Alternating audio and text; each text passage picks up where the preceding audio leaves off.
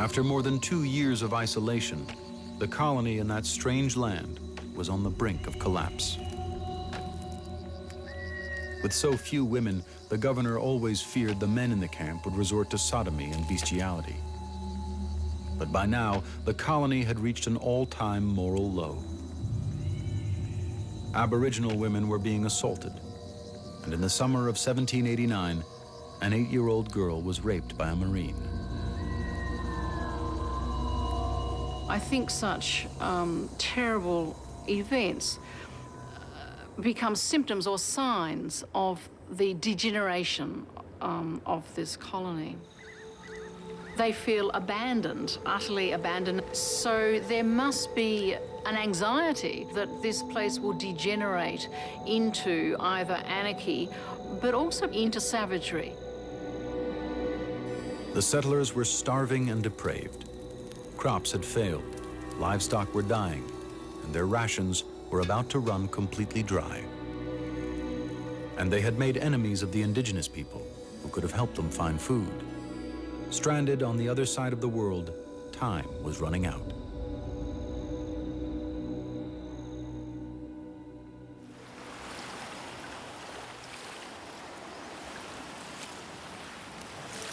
June 3rd, 1790, began like any other day. 2.5 years had passed since the colonists had seen anyone from England. Then, late in the afternoon, the Lady Juliana was sighted entering the Heads of Sydney Harbor.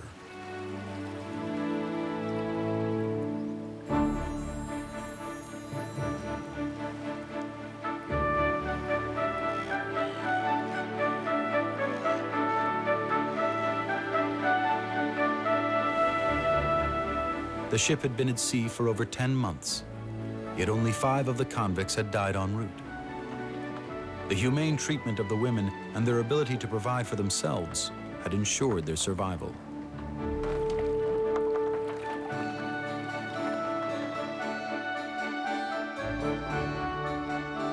The starving colonists raced to greet the ship, convinced it was full of life-saving supplies.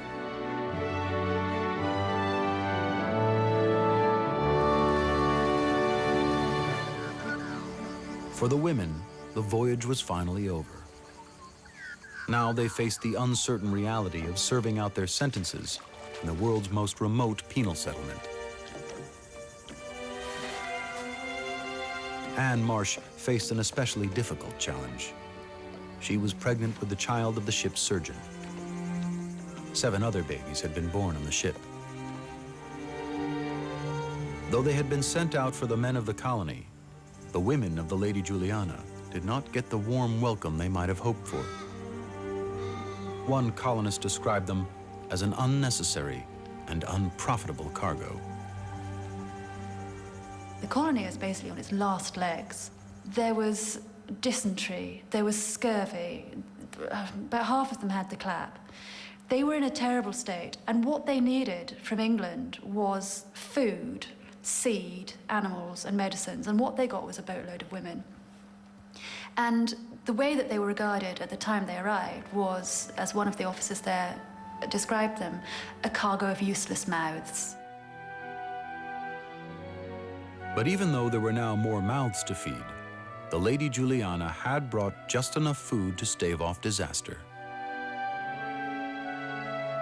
3 more ships stocked with supplies were just 18 days away. The colony had been saved in the nick of time. This is the beginning of that injection that is going to see the colony go from being something that could have disappeared into nothingness to being the world we have today. They represent hope. It's a new influx of people.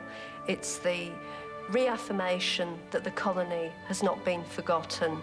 It's the promise that life is going to get better.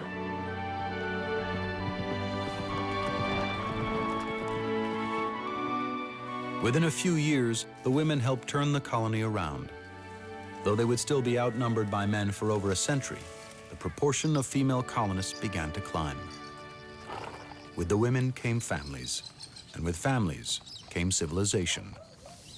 The most tenacious of the women of the Lady Juliana brought something more, an enduring sense of enterprise. Rachel Hoddy, the mischievous prostitute, married another convict, Isaac Williams, and bore 6 children. In 1808, once she had served out her sentence, she left Sydney with the children, but without the husband, and started her own business in the new township of Hobart. Ah, here she is. On Michaelmas Day, 1823, the following licences were granted. Rachel Williams.